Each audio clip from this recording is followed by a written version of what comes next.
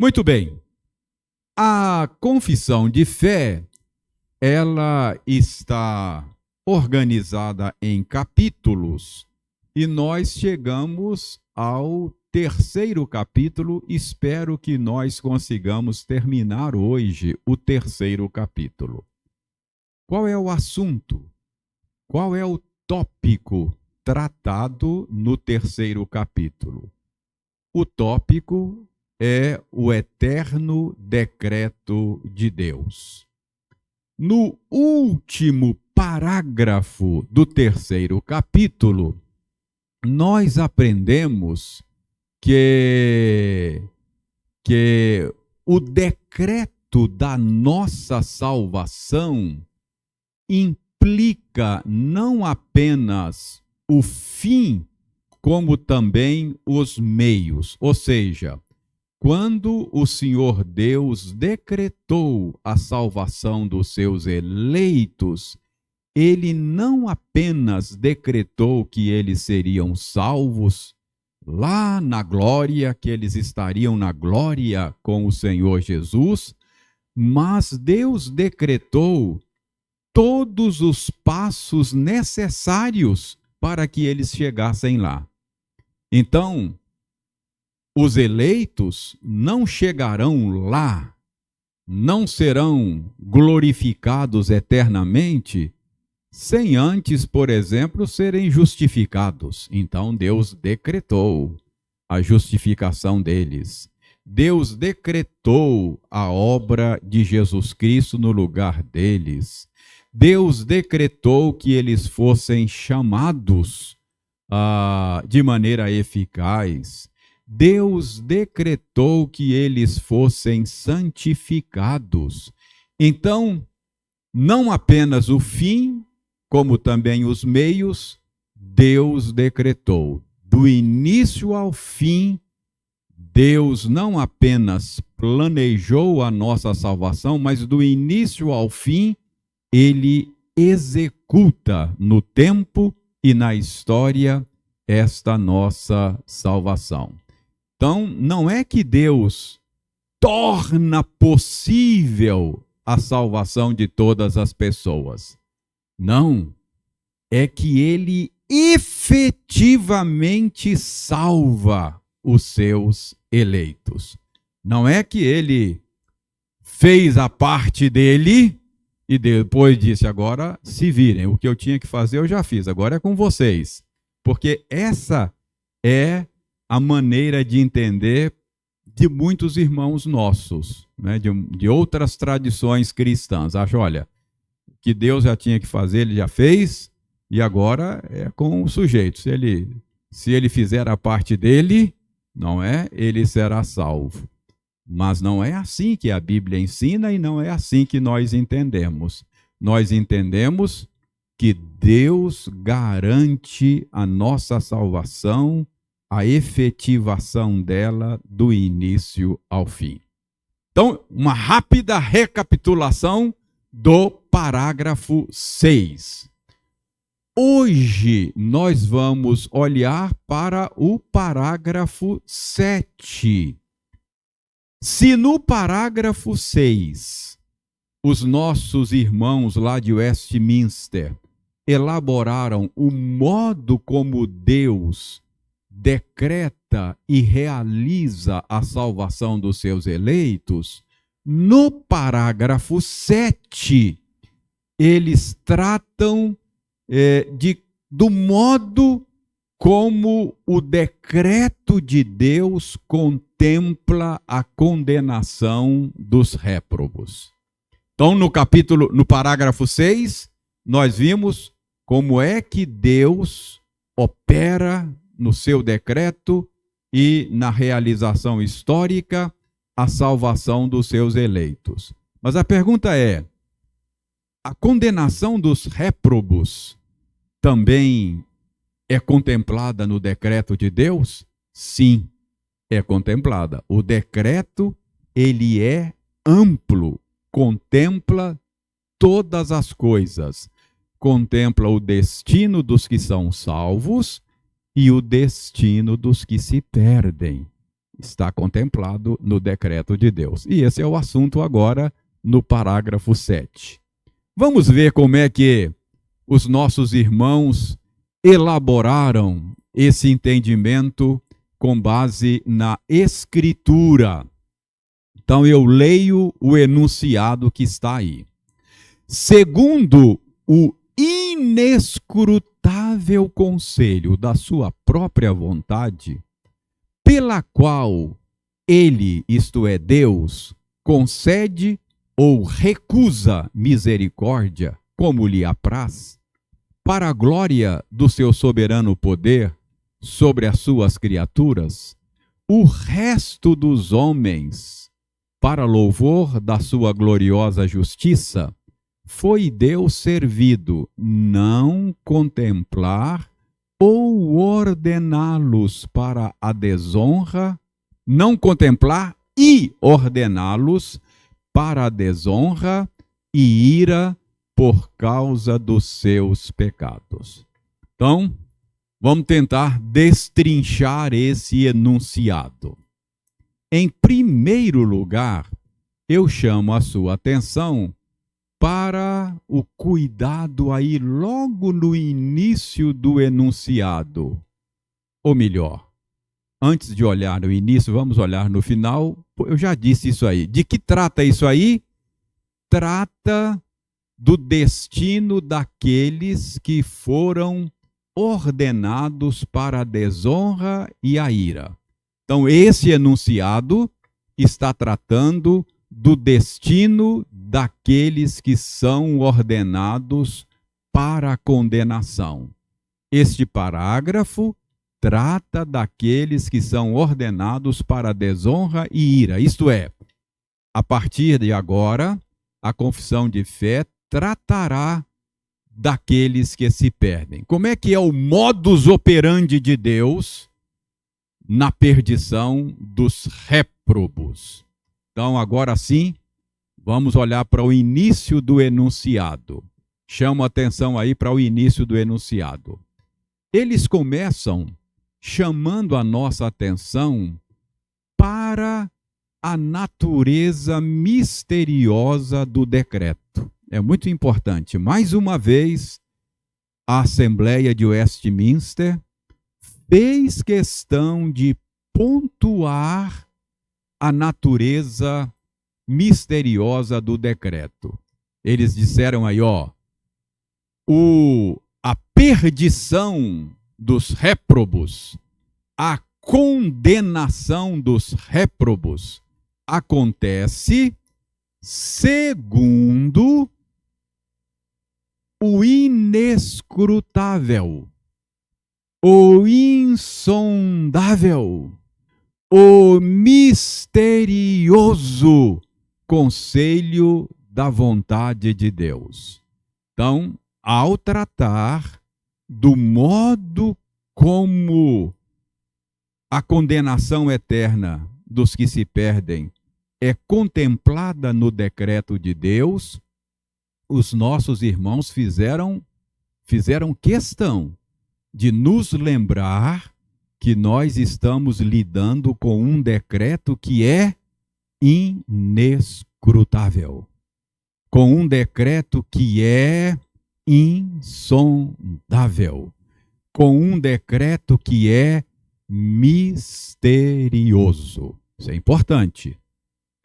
Estamos lidando com um assunto a respeito do qual há mistérios e a gente precisa transitar por ele com muito cuidado.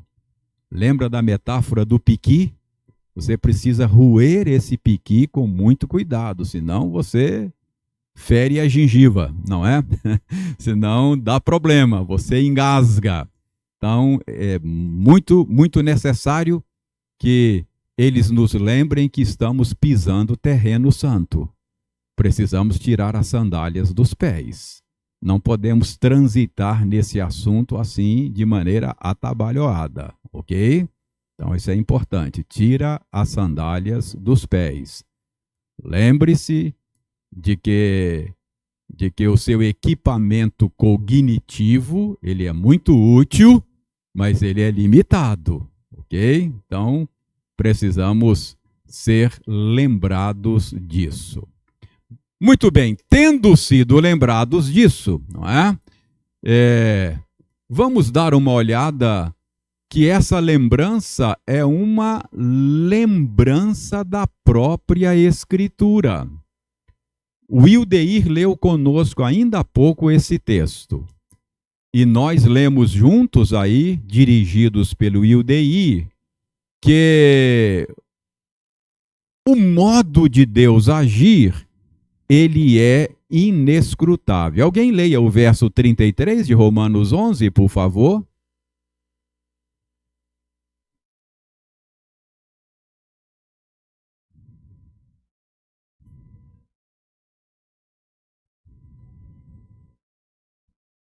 O apóstolo Paulo, depois de fazer uma longa explicação do modo como Deus salva os seus eleitos e do modo como ele condena os réprobos, ele faz essa observação. Ele diz: ó profundidade, não é? Os teus caminhos, Senhor, são insondáveis. Então, Paulo está nos lembrando aí, os nossos irmãos de Westminster faz essa lembrança com base na Escritura. Olha o verso 34 também. Leu o 34? Não, né?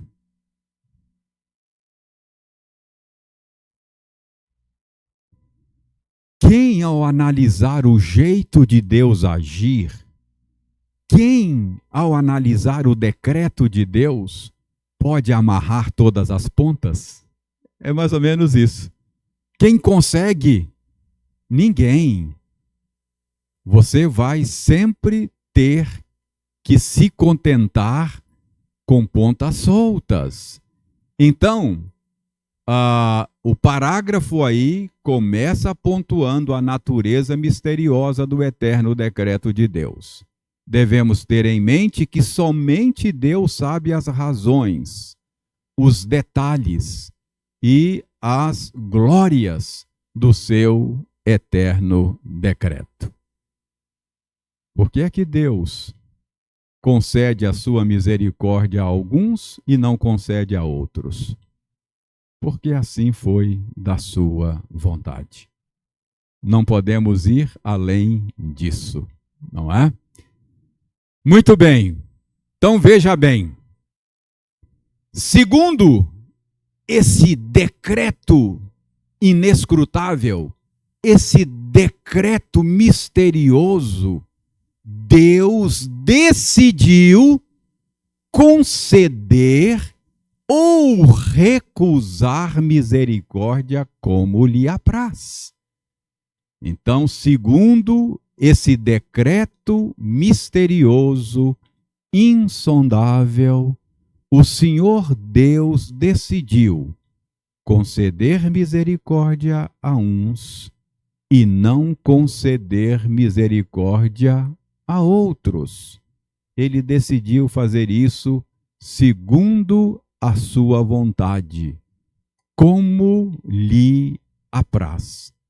Então, neste decreto que é misterioso, neste decreto que é inescrutável, Deus concede ou recusa misericórdia conforme acha melhor, conforme lhe apraz. E a pergunta é: por que que Deus salva uns e não salva outros? Por que é que ele concede misericórdia a uns e decide não conceder a outros? Porque assim foi do agrado dele.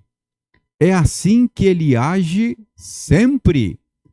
Efésios 1:11, alguém leia para nós, Efésios 1:11. Efésios 1:11 diz que é assim que Deus age.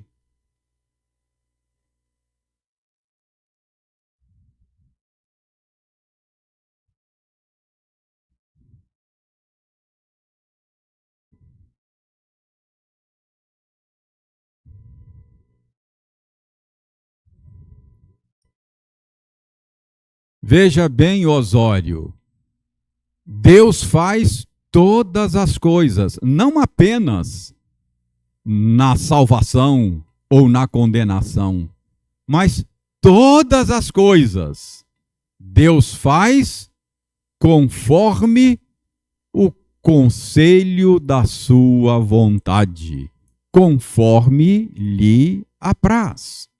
Então, os nossos irmãos lá de Westminster, a Assembleia de Westminster, quando afirmou que Deus, no seu decreto, concede ou recusa misericórdia conforme acha melhor, eles fizeram uma afirmação em perfeita sintonia com o que a Escritura ensina.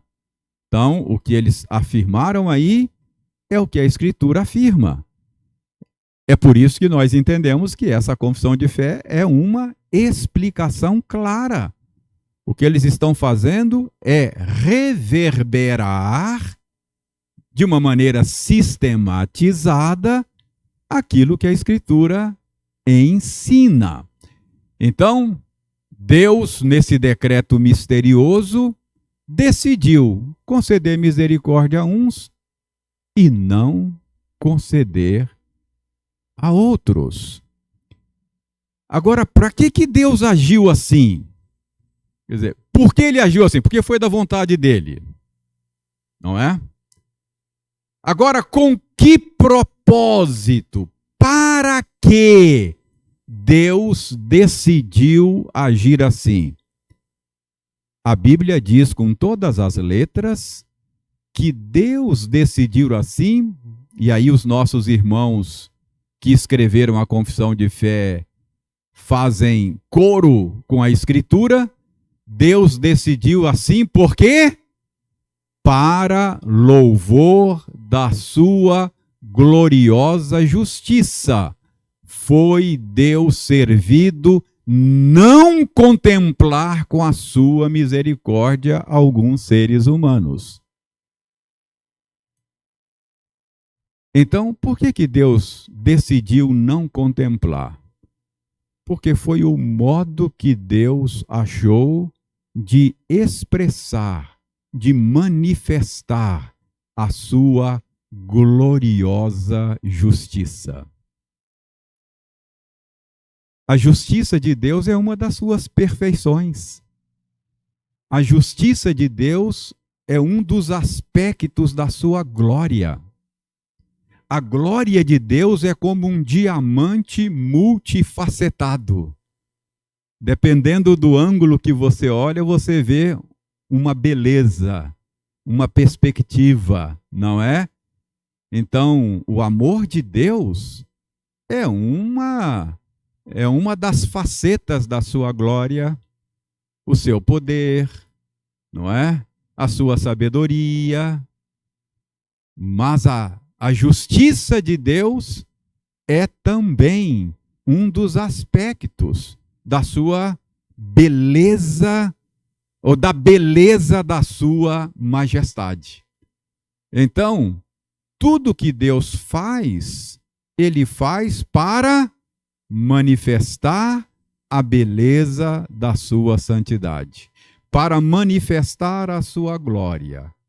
E ao não conceder misericórdia a alguns, ele estava manifestando um dos aspectos da sua beleza, que é a sua reta justiça.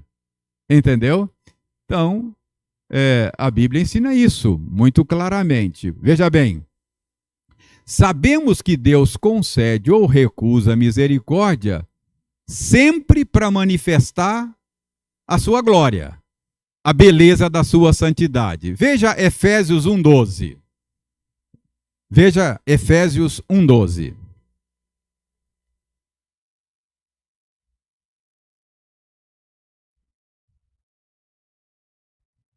Osório, nós aí, Paulo está falando dos eleitos, dos que são salvos. Por que Deus nos elegeu para a salvação? Para manifestação da sua glória. Foi um jeito que ele escolheu para dar expressão à beleza da sua santidade. Então, tudo que Deus faz, ele faz pensando na sua glória, na manifestação da sua glória. Então, no primeiro caso, é para louvor da sua graça. A graça de Deus é um dos aspectos da sua glória. Então veja Efésios 2:7. Efésios 2:7.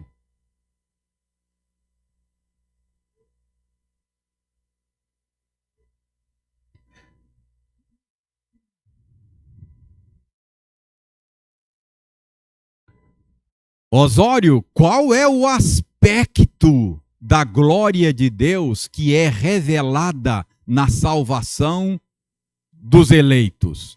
Pecadores miseráveis que Deus escolheu e amou de antemão e decidiu salvá-los.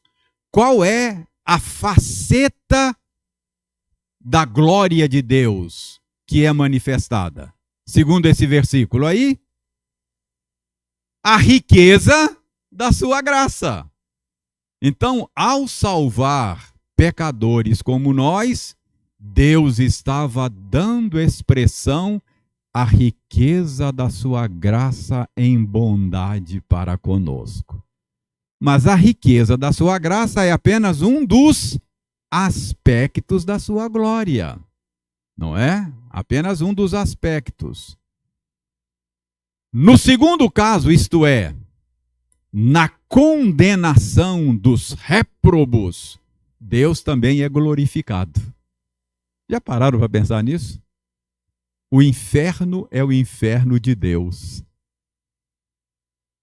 O inferno é para manifestar a glória de Deus, na manifestação da sua justiça, na condenação eterna do pecado. Graças a Deus, nesse sentido, pelo inferno. Percebe? É verdade. Já pensou se você não tivesse esperança de que o mal fosse banido e extirpado da face da terra? Meus irmãos, o inferno está preparado para Satanás e os seus anjos. E todos os seus adoradores serão condenados eternamente. Então, preste bem atenção. Deus manifesta a sua justiça. É para louvor da sua justiça que ele deixa de conceder misericórdia a alguns. Romanos 9:22.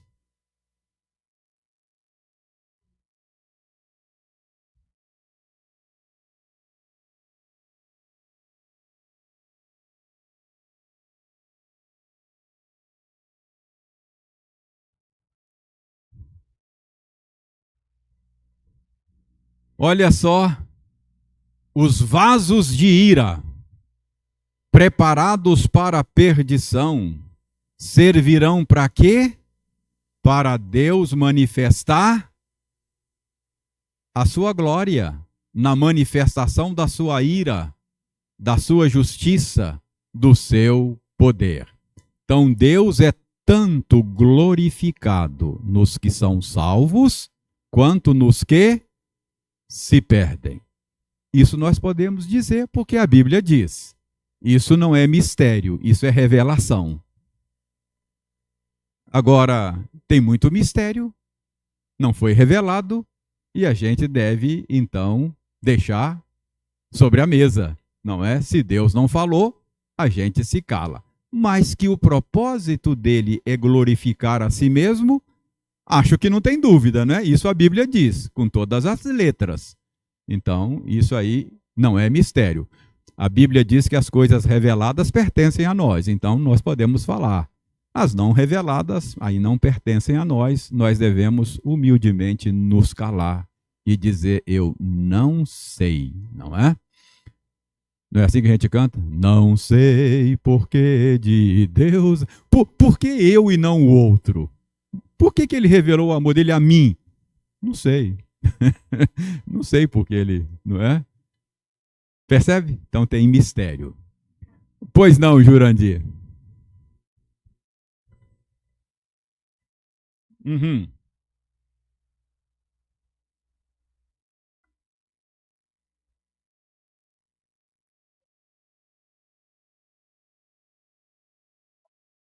Exatamente isso que os nossos irmãos que escreveram a confissão de fé deixa claro aqui.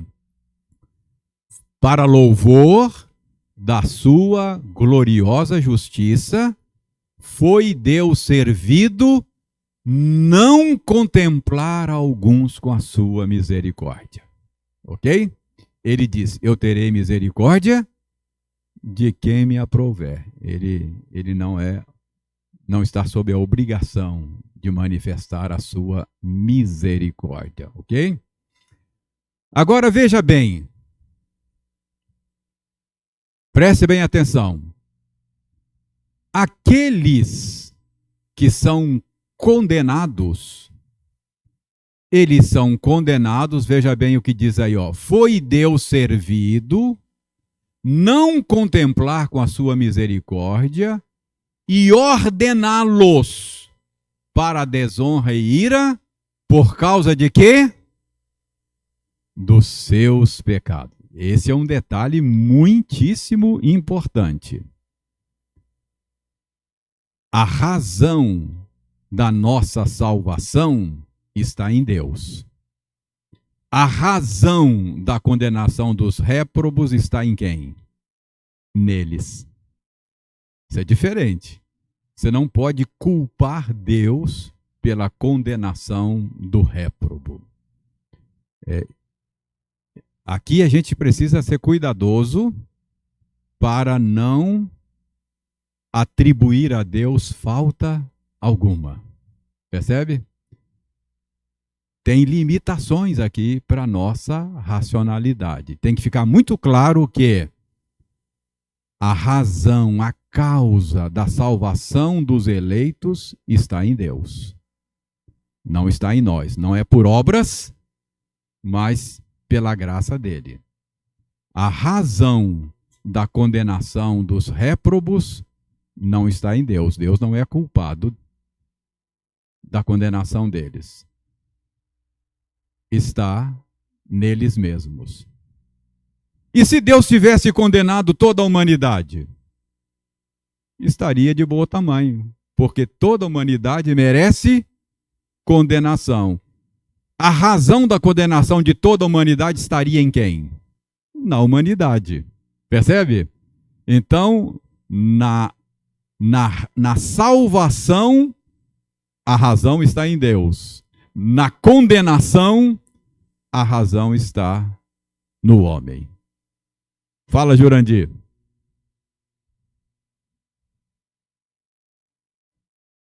Muitas.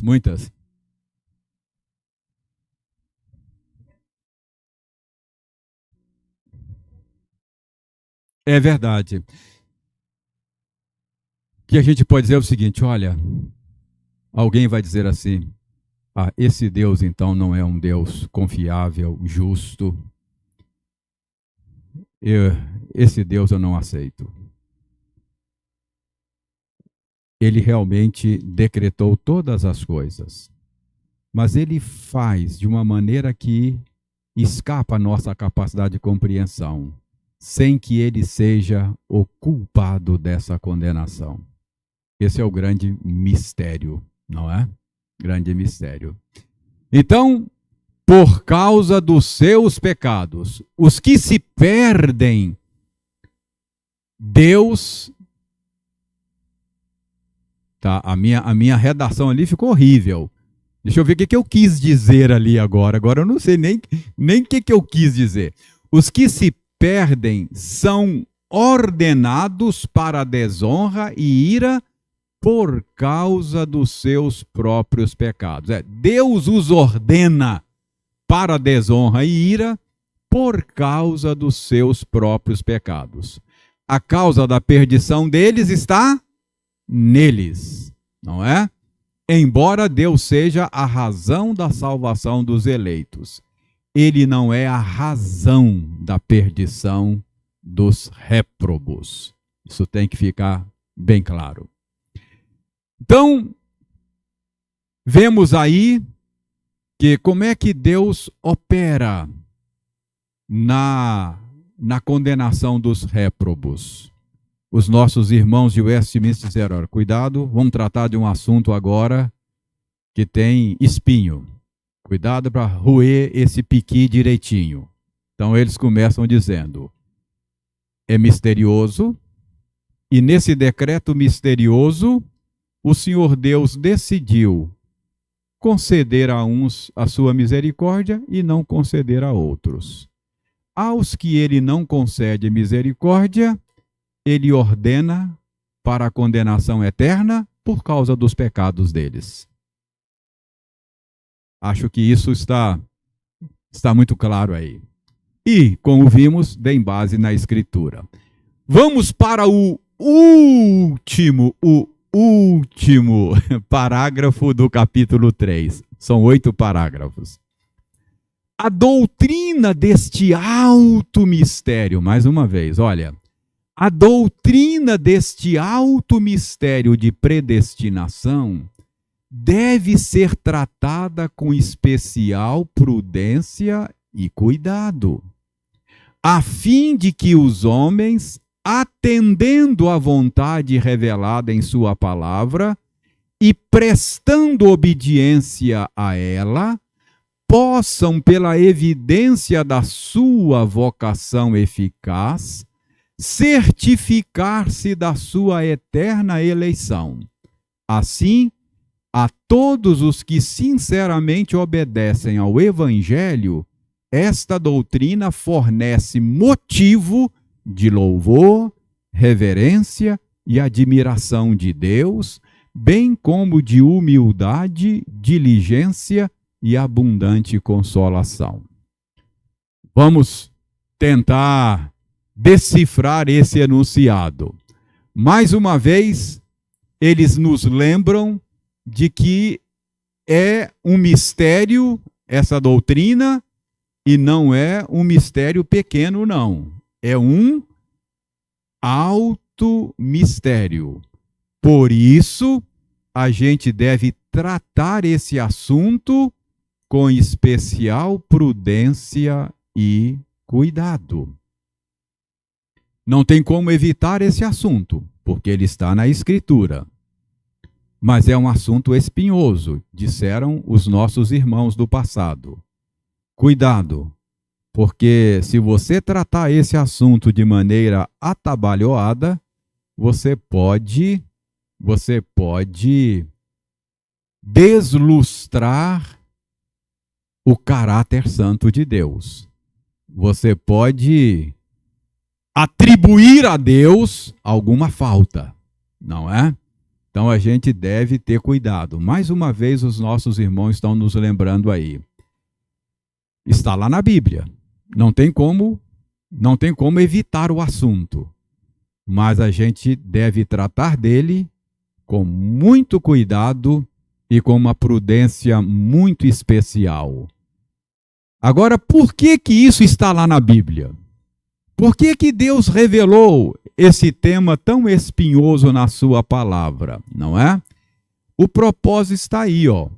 O propósito é para que você possa certificar-se da sua eleição.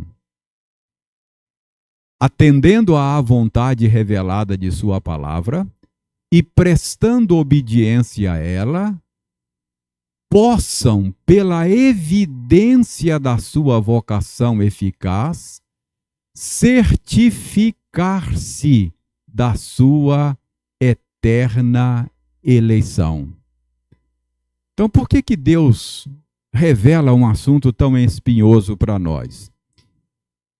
Porque Deus deseja que você certifique-se da sua eleição. Sendo um eleito de Deus, Ele quer que você, ao estudar esse assunto, possa perceber as evidências da sua eleição. Como é que isso funciona na prática? Ora, quando você se debruça sobre a Bíblia, você veja lá, diz que Deus decretou o destino eterno dos homens. Que alguns ele decretou a redenção deles por meio de Jesus Cristo. Você olha lá na Bíblia e descobre que ele não apenas decretou os fins, mas ele decretou também os meios. Está lá. Então, como é que Deus vai salvar os seus eleitos? Ele vai salvar os seus eleitos levando-os a Cristo em arrependimento e fé. Os eleitos, em algum momento na vida, são chamados de maneira eficaz. Cristo se torna o tesouro escondido. Lembra da parábola do tesouro escondido?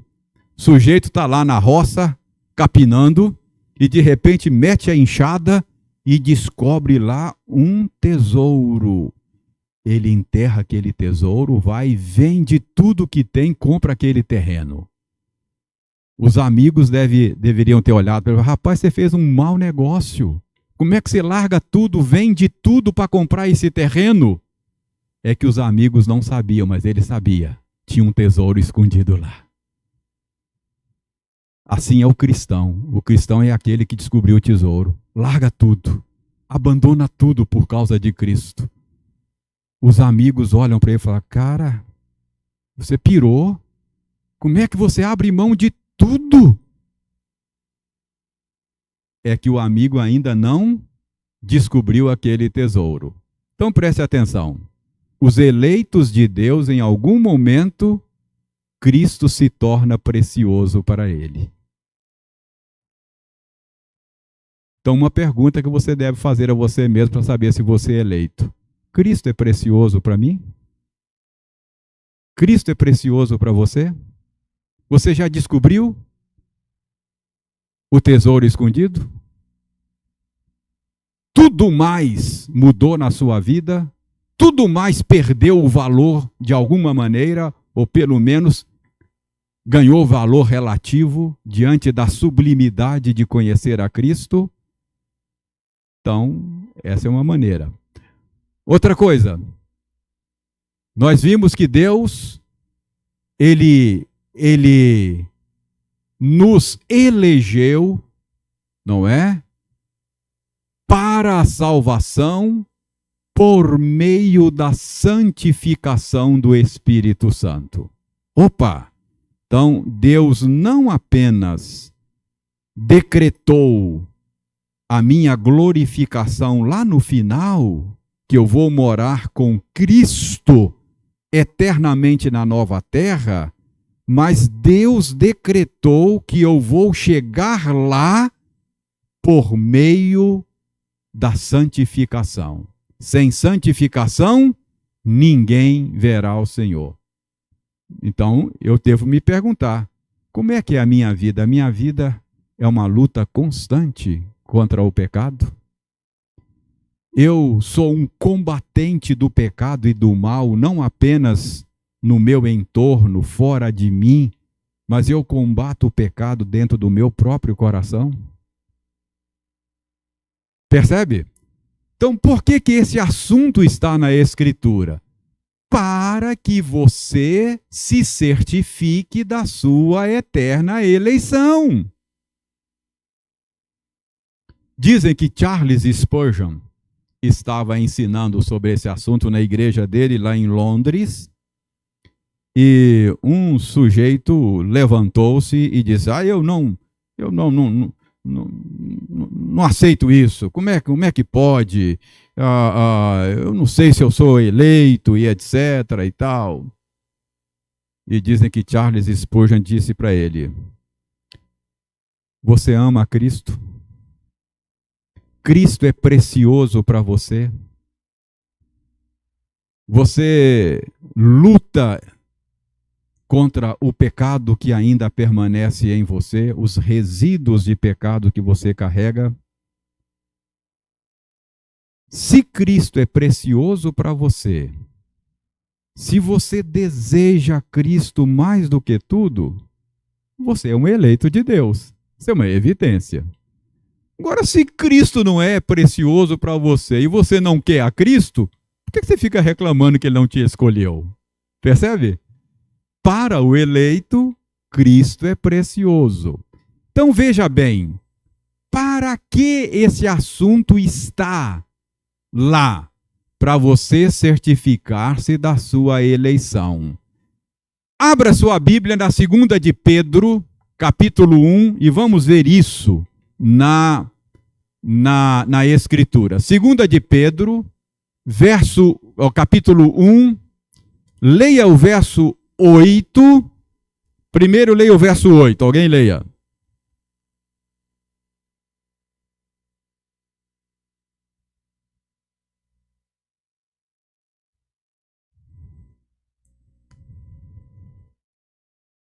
Olha, preste atenção, Túlio.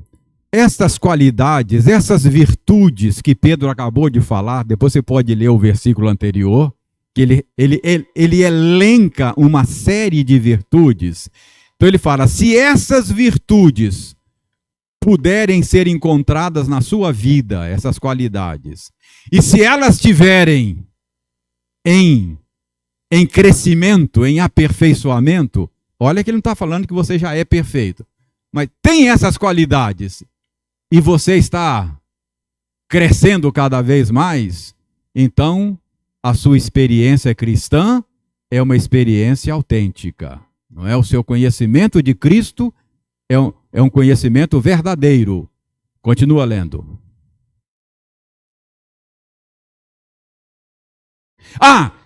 Se essas coisas não tiver na sua vida, se essas qualidades, se essas virtudes não tem na sua vida, se você não pode perceber isso na sua vida, 3 opções.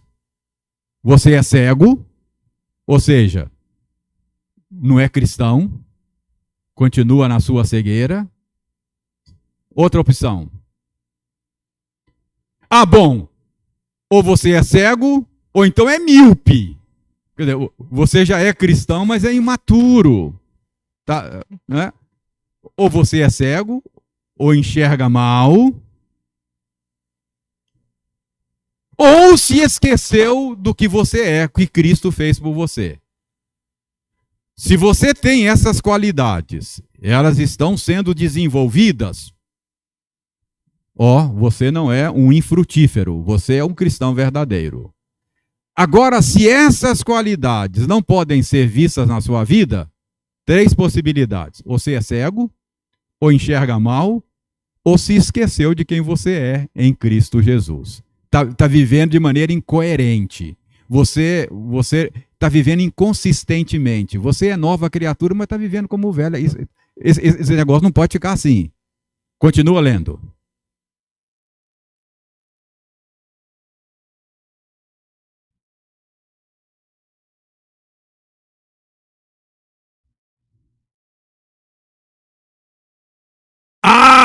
Procure, por meio destas virtudes, confirmar que vocês foram chamados para Cristo e foram eleitos pelo Pai. Dessa maneira você vai confirmar a sua eleição. Percebe? Então, essas coisas estão na Escritura para que você possa certificar-se da sua eterna eleição. E certificando-se de que é um eleito, o que vai acontecer com você? Essa doutrina vai te dar motivo para quê? Louvor, reverência e admiração de Deus. Essa doutrina está lá para que você possa saber que você é um eleito e, como consequência, essa doutrina vai fornecer motivo de louvor. Vai fornecer motivo de reverência. Vai fornecer motivo de admiração de Deus. Quando você entender que Deus tinha todos os motivos para condenar você, mas amou você de uma maneira incondicional, eterna, e cuidou da sua salvação do início ao fim, você pode não saber por que Deus fez isso, mas você vai ter motivo de sobra para glorificar a Deus por toda a eternidade. É o que você vai fazer, né? Por toda a eternidade você vai bendizer o Cordeiro que foi morto, o Cordeiro que foi morto, o Cordeiro que foi morto. Então você vai encontrar na doutrina da eleição motivo de louvor, motivo de reverência, motivo de admiração de Deus. Você vai admirar Deus cada vez mais.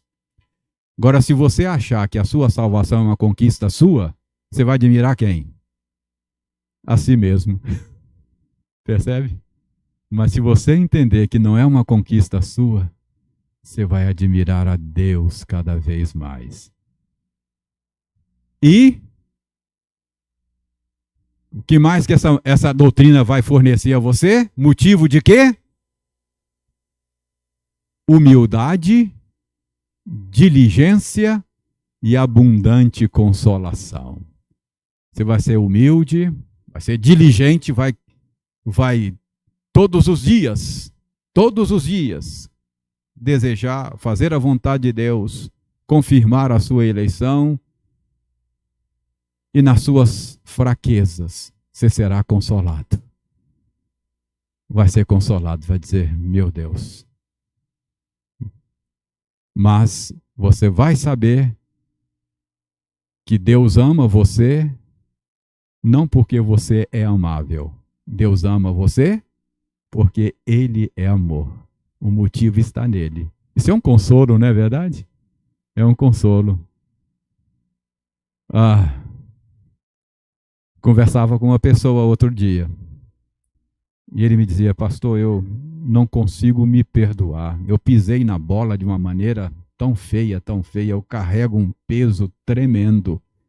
Eu não consigo me perdoar. Eu fui um canalha, não é? Eu disse, é que você acha que o motivo da sua redenção está em você. Você precisa entender o Evangelho. Se você entender o Evangelho, você vai encontrar abundante consolação. É um consolo no nosso tempo de fraqueza, não é? Não depende de mim, depende de Deus. Então, irmãos, é por isso que essa doutrina está lá. Pode ter mistério, pode ter ponta solta, mas tem motivo de louvor, motivo de reverência, motivo de admiração de Deus.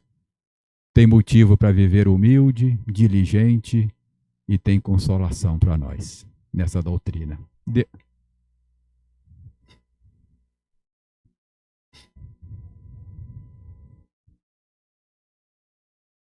É verdade. É isso, não é? Quando você compartilha essas coisas com alguém, nesse exemplo que eu estou dando, foi exatamente isso que aconteceu. Alguém desesperado, precisando de consolo do Evangelho, que só o Evangelho pode dar, não é? Carregando um fardo terrível e falta do Evangelho. O Evangelho traz consolação para nós.